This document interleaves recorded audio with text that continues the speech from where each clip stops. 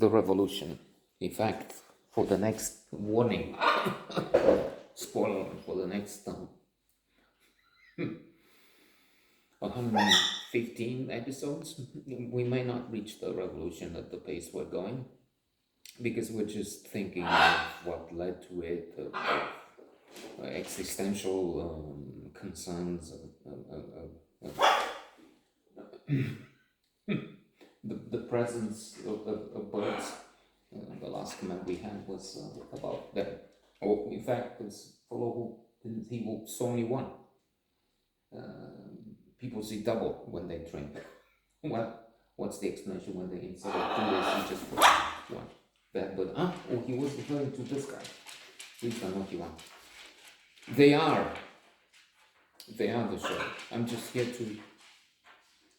I mentioned the gorilla experiment. I'm just a gorilla in the room. You're supposed to enjoy that. I mean, I know I do. I sometimes watch. Alex, for instance, that's probably the wisest bird ever known to man, a grey parrot. They talk like many humans, better than Trump, more intelligent than Trump, clearly, by a long shot.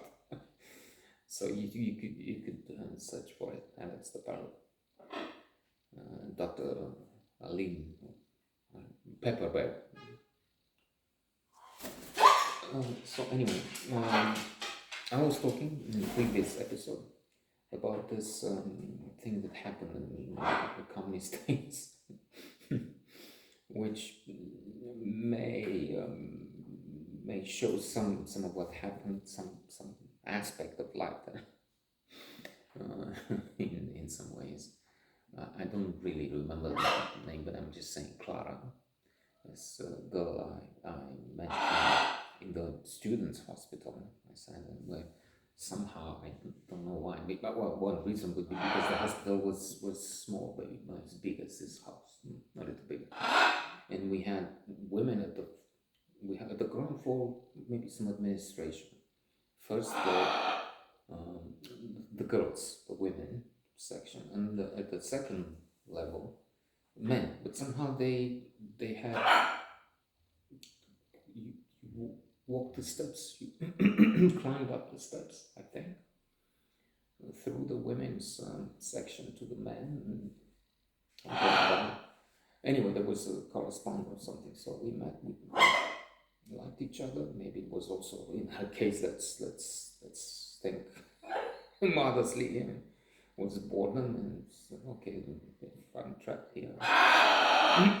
Terminal. And I remember, maybe after a day, maybe on the same day, I would stay for a week or so and then change and move to another hospital. It was Terminal.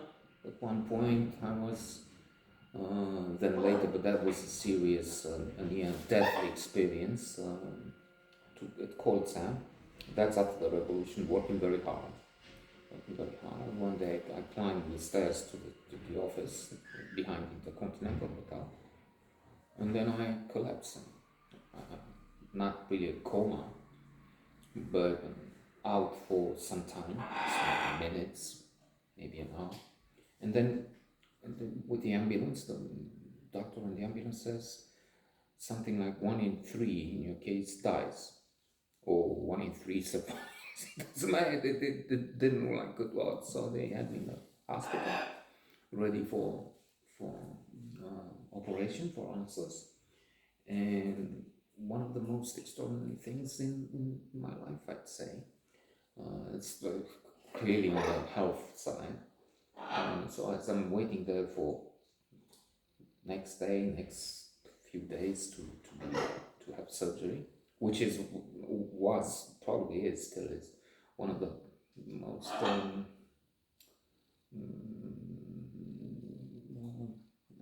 what's the word, not retrograde, primitive operations, because what they do actually, it's not what they do with a laser, or maybe they do that with a tool that they look from a distance, but still, what they do probably is cut out the part of the stomach which has the hole in it. The hole is the ulcers, and that's it. But then after a while, you tendency for ulcers patients with ulcers, you have another hole, and then the stomach is diminished to the point where you die for not having stomach anymore. So anyway, it wasn't going well. But then talking to my sister, who is a doctor in Chicago, and she has been a doctor in America for a long time, for some time in Memphis. I don't know what she was, but still, she says, don't do the operation. They just discovered whatever the name of the medicine is, the stain which is curing ulcers in a matter of, as it had been for years. I mean, I had an ulcer since I was 9. So at the time of this big accident, I was, nearly 30, 20 years into my illness. And she sent the medicine, I take it, and in 20 days, I don't know how many, I'm cured. Okay, going back to the hospital, in Students' Day now. Claire, we're getting hot and heavy, and we're thinking of sex, and the place to have sex, it was in a different room, because in mine I had another patient or two at that time. It was the weekend or something. They were still there inside as I was, but then in a different room there was no one. Some went out for the night, for the weekend or something. Bohemian Rhapsody, Bohemian attitude. And so there was an African fellow, and we were thinking to do it in his bed, and maybe we started some preliminaries. But something happened, somebody returned, it wasn't. But then we had this thing going. It was where I lived, near Tristor, I remember, and she would come, she would say she's going to classes, but she wasn't. She was in fact coming with a subway to Tristor, and then she would come to me and we would have sex. And that happened for some days. And then I thought of this trick, which to me, speaking of secret police, thinking of attitudes, thinking of psychology, mentality, this thing comes to mind because it was in a way unusual. I'm thinking, I don't know if for you, if there is any you by now. Again, I allow myself the liberty to talk nonsense because I know I don't offend, I don't most people, because then now there aren't any people out there anymore. Statistics show 10 seconds, 12 seconds of average viewing, and then the latest comments from viewers I have, which is quite many for our ratings for our small channel, send you to porn channels. So for these people, I don't think anything I say matters, mean anything, care, and they care. Then yeah. So anyway, one day I'm thinking, because it was getting unexciting. It wasn't really the effervescence, the scintillating atmosphere of the first days. Indeed, after some weeks, I have had my doubts. I walked with her to the biology faculty, where she was a student, very near the Ceausescu Palace, the Houses of Parliament, the second largest building in the world, second to the Pentagon, on the side of the Dâmbovița River. And I said, okay, well, have a good time at school. Walk out. She's in front of the faculty.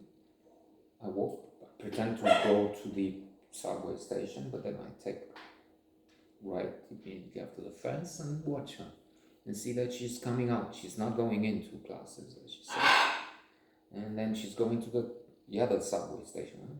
I follow her, going to the subway. You see some movies with agents, and then I see she's she's coming out and walking into Grozovest, one of the buildings, the dormitories for Arab students, male Arab students. So she found herself a male level, which was very disgusting for me at that point, because I was stupid, I was racist, maybe I was